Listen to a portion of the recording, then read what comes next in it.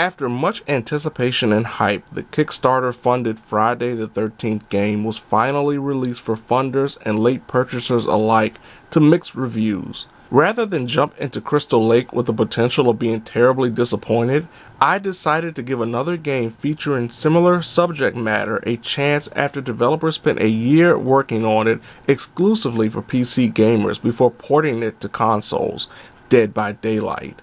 I didn't have many high expectations for what was to come, but hoped to at least enjoy a few harrowing moments and maybe even slaughter those pesky teenagers trying to escape my bloody grasp.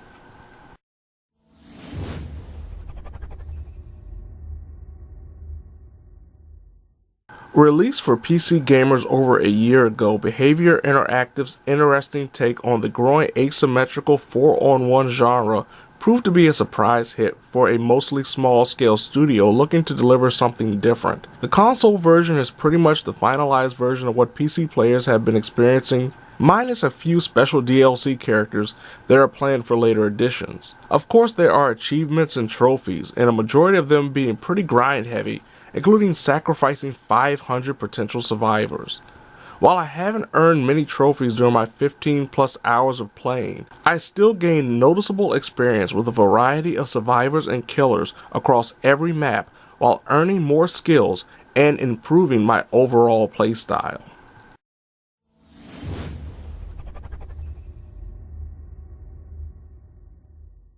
As described by many others, Dead by Daylight feels less like the recent Friday the 13th game and more like the inverse of Evolve. 4 players can choose to play as one of the 7 survivors who all mostly look different while having a few discernible physical traits and abilities. Smaller characters can run a little faster and some already have helpful skills at a starter level. The main action of every survivor, other than avoiding getting killed by the stalker, is to start up 5 generators by holding down the right bumper button and reacting to random QuickTime events, where the player must tap the left bumper button at the proper time or risk causing an explosion that could alert the killer. Failing the QTE is a given for every player until one learns the trick that the game gives off a little warning sound that the QTE is about to pop up. If a killer catches a survivor and places him or her on one of the many sacrifice meat hooks placed around every map, the player must either struggle to freedom or hold on long enough for a fellow survivor to help their teammate down. If the same survivor gets placed on the hook 2 or 3 times, it's immediately game over for that character. There are 6 killers that one player can choose from while hosting each game.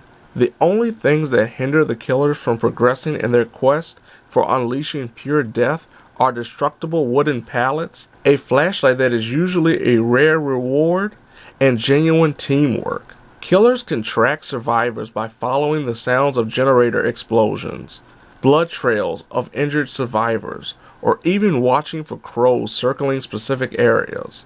Each killer has a distinguishable style and ability, such as the game's bear trap using poster boy, and my personal favorite, the Wraith, that can cloak himself to scour the map mostly invisible until the player decides to let the Wraith's presence be known for that potential deadly strike. Though killers are powerful, they are made in a way to ensure they aren't too overpowered, with limitations such as significant cooldown and startup times in regards to their abilities, such as the Wraith physically slowing down when uncloaking. Even striking has a moment of resetting no matter if the killer misses or connects, giving the survivor another chance to live. Another big difference between the survivors and the killers is the viewpoint. When playing as a survivor, the game is seen from a third-person perspective, while the killer player works from a first-person view. This changes the game dramatically, as the killer can lose focus of his prey a lot easier than the survivor can figure out what direction is best to go when escaping. The balancing of this game makes it fun to play from both the survivor and killer perspectives. Besides the potential bloodshed to keep players coming back for more, is the smartly implemented leveling system. Every major thing the player does, working on generators, stalking survivors, escaping, earns blood points that can be spent on the blood web.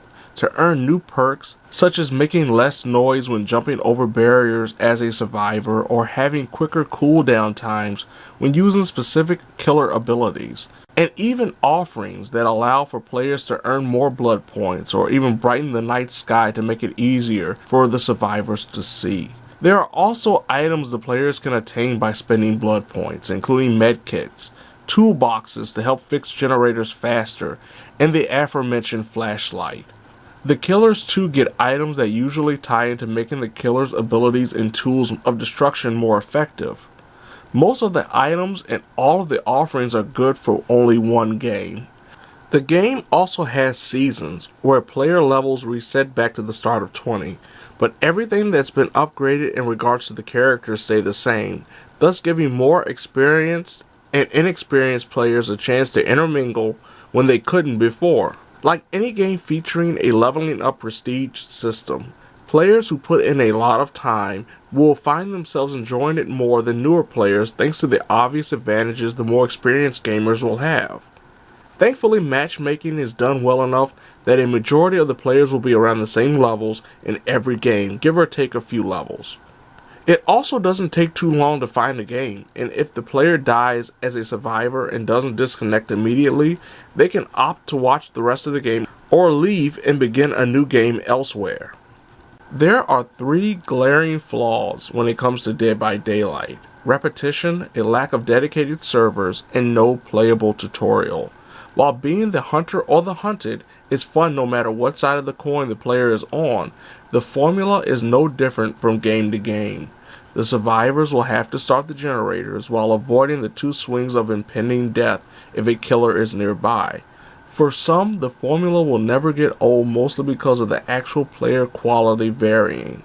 But for many others, the lack of variety will quickly bore those who want a little more from this horrific experience. For me, an hour or so as both a survivor and a killer is enough to satisfy my figurative thirst for quite a while. With no dedicated servers, every survivor is at the mercy of the killer's internet connection, as the player who takes the role of the killer hosts each available lobby. This can prove to be incredibly problematic if the killer has a bad connection quality, or disconnects purposefully for turning out a poor performance. A majority of the time the lag issues are few and far between, but when it does happen, Dead by Daylight becomes unplayable. Then there's the big problem where if a host disconnects mid-game, the survivor players will lose any items they bring into the session, as well as blood points accumulated. In regards to the tutorial, there are a lot of intricacies and systems at play in Dead by Daylight that one will only learn about by reading a bunch of text in the tutorial section, but it doesn't really make a lot of sense until you actually start playing, and quickly dying and failing in the game at the same time. While the learning curve is appreciated, it would be nice to have at least a test run game available for first-time players to learn the ropes, rather than being frustrated and not understanding the game's mechanics. There are other minor problems, including input delay time for survivors when jumping over barricades and entering lockers, that can easily mean the difference between survival and death.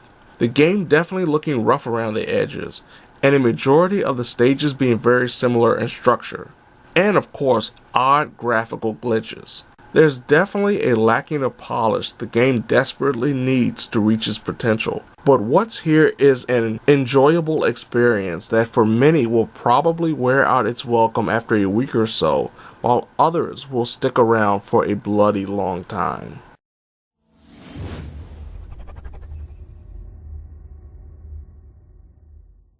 Dead by Daylight is the type of game you know what you're getting when you read the description, but there are so many little things that can turn it into a horrific experience for all the right reasons.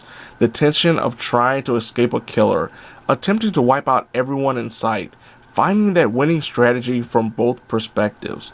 But Dead by Daylight has major problems due to a lack of dedicated servers and the obvious repetitive gameplay that can leave someone wanting more. Without a group of dedicated friends owning copies of the game, Dead by Daylight loses some of its luster overall. The best suggestion is, if you can, rent this one for a day or two, or play it if it's available for a free weekend on Steam. and play as both the survivor and a killer. Yes, Dead by Daylight gets a little better with leveling up, but the core game never changes, and after a couple of hours, it's obvious whether or not you'll enjoy this love it or hate it experience.